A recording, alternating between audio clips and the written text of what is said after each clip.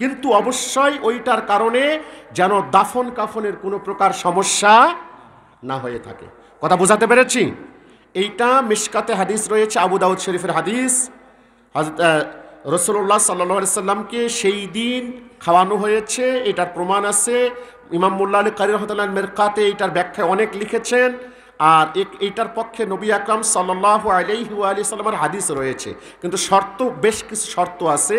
1 নম্বর শর্ত এইটাই যেন মূল উৎসবে পরিণত না হয়ে যায়।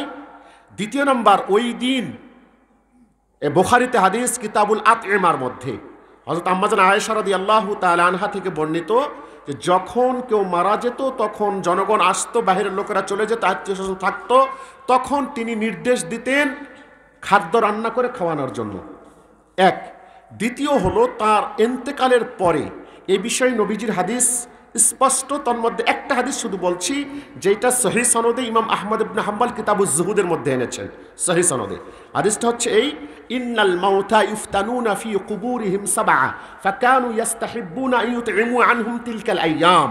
নবীজি বললেন যে কবরের আযাব যদি মানুষ মুমিন হয়ে থাকে তাহলে ইন্তেকালের পর টানা 7 দিন বিভিন্ন আযাব গজব চলতে থাকে। টানা কয়দিন? 7 দিন। 7 দিন পর কি বন্ধ হয়ে যায়? না। বিষয়টা আমি এরকমভাবে বুঝিয়ে থাকি আমাদের দেশীয় আইন দিয়ে।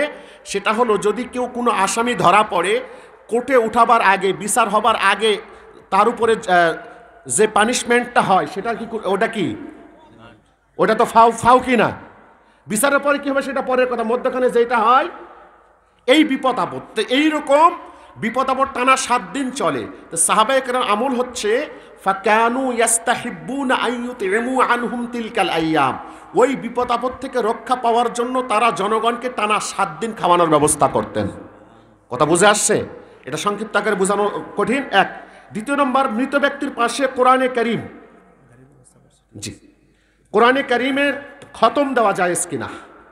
মৃত ব্যক্তির পাশে কোরআনে কারীমের তেলাওয়াত খতম শুধু পাশে নয়, বরং কবরের পাশে দেওয়াও এইটা সাহাবায়ে কেরামের আমল থেকে প্রমাণিত। কথাকে বোঝাতে পেরেছি? সময় থাকলে বিস্তারিত দলিলগুলো বলে যেতাম, কিন্তু সেই সময়টা আজকে আর নেই। মনে রাখুন, নামাজের মধ্যে খারাপ চিন্তা আসলে কি করণীয়, নামাজের মনোযোগী হতে কি করণীয়, এটা ছোট্ট একটা জবাব দিচ্ছি। মানে দলিলটা পরে আমি একটু বুঝাবার জন্য বলছি। আপনারা অনেকেই জানেন, যেমন আপনারা আলমা সাহেব কাদার রহমতুল্লাহ আলাইহির মাসলাকের অনুসারী। আমার বায়াত হচ্ছে ফুরফুরা শরীফে, এটা আমাদের ভাই মাহবুব সাহেব, চেয়ারম্যান সাহেব, উনিও জানেন, বা আপনারা আলেমরা জানেন। ফুরফুরা শরীফের নাম বোধহয় শুনেছেন আপনারা, ভারতের। আপনাদের সাহেব কালা বিস্কুটি যে দরবারে খলিফা ছিলেন, তো আমাদের আব্দুল হাই সিদ্দিকী রহমতুল্লাহ আলাই উনি একটা জবাব দিতেন, এটা সুন্দরভাবে। জবাবটা কীভাবে দিতেন? তিনি বলতেন যে আপনারা কি ঢেকি দেখেননি? ঢেকি, মুরব্বীরা ঢেকি দেখেছেন তো? মুরব্বীদের আমলে ঢেকি ছিল, আমরা ছোটকালে দেখেছি ঢেকি। ঢেকিতে যখন ধান বানানো হতো, ওই ঢেকির মধ্যখানে কি গোলাকার একটা জায়গা থাকতো, ওখানে ধান দেওয়ার পরে আগে ঢেকির উপর থেকে একটা কি ধাক্কা পড়তো। ধাক্কা পড়লে ধানগুলি কি এক জায়গায় থাকতো না ছড়িয়ে ছিটে যেত, চতুর্দিকে যেত। আবার ওটাকে সবগুলোকে টেনে নিয়ে এসে কি করা হতো, আবার রাখা হতো, আবার যে ঢক করে পড়তো আবার চতুর্দিকে চলে যেত। এরকমভাবে যতবার দূরে যাক আবার টেনে নিয়ে এসে এক পর্যায়ে প্রত্যেকটা ধানই কি হয়ে যেত, চাল হয়ে যেত। ঠিক নামাজের মধ্যে যদি এইরকম হয়ে থাকে তাহলে মন দূরে চলে যেতে চাইবে, ওই ধানের মতো দৌড় দেবে, কিন্তু আবার মনটাকে কি করতে হবে, টেনে আনতে হবে। এইভাবে আনতে আনতে এক পর্যায়ে দেখা যাবে যে মন আর কোনোভাবেই নামাজের বাহিরে যাবে না, ইনশাআল্লাহ।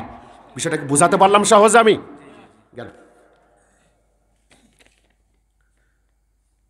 ও আল্লাহ, এই সিলেটের জন্য এই মাসলা খুব কঠিন। মসজিদের ইমাম যদি সিগারেট খায় তাহলে ওই ইমামের পিছনে নামাজ পড়া যাবে কি না? সিগারেটের ব্যাপারে কিন্তু আমাদের এলাকায় আমরা খুব কঠোর। যাক, আমি সহজে জবাব কি দেই জানেন? মুসল্লি যদি সিগারেট খোর হয় তো ইমাম সিগারেট খেলে সমস্যা কোথায়? কি চেয়ারম্যান সাহেব, এটা আমি সহজ জবাব দিই। আমি আরো ভালো করে জবাব, কেউ খারাপ মনে নেবেন না। চোররা চুরি করতে গেছে, চোরগুলা নামাজি চোর। কি চোর? ফজরের আজান হয়ে গেছে, বাইরে কেউ নাই, এখন ওরা দেখছে ওয়াক্ত চলে যাবে, এখন সব চোর মিলে নামাজ পড়বে জামাতে, এখন ইমাম কে হবে? কথা বোধহয় বোঝেন নাই আপনারা। আপনাদেরকে চোর বলিনি, আবার উল্টাপাল্টা বুঝবেন না, কিন্তু বুঝাবার জন্য কথাটা বলছি আমি। মানে মুক্তাদি আমি যদি হই, আমি এইভাবেই বলি কিন্তু কথাগুলো। যেমন গতকালকে পরশুদিন আমার মাদ্রাসায় গেছে, ফতোয়া জিজ্ঞাসা, হুজুর আমাদের ইমাম সাহেব মসজিদ, একইভাবে ডাইরেক্ট আমাদের ইমাম সাহেব মসজিদে দাঁড়ায় 3টা মিথ্যা কথা বলছে, আমি নামাজ পড়বো কিনা, আপনি বললে পড়বো, নাহলে পড়বো না। আমি জানি যে মুসল্লি বলেছে, উনি যে দিনে কয়টা বলেন তার তো হিসাব নেই। আর উনি ইমামে খুঁজে পেয়েছেন কয়টা? 3টা। উনি যে দিনে 300টা বলেন। তাই মুরব্বীকে বললাম যে আমি যতক্ষণ না বলবো ততক্ষণ আপনি নামাজ পড়তে থাকেন। কথাকে বুঝাতে পেরেছি? অর্থাৎ আমরা মুক্তাদির আগে ঠিক হয়ে যাই, এরপরে ইনশাআল্লাহ ইমাম কি হয়ে যাবে। কথা বুঝানো গেল? এর বাহিরে আর ফতোয়া চাইবেন না, এটা বুঝে নেবেন।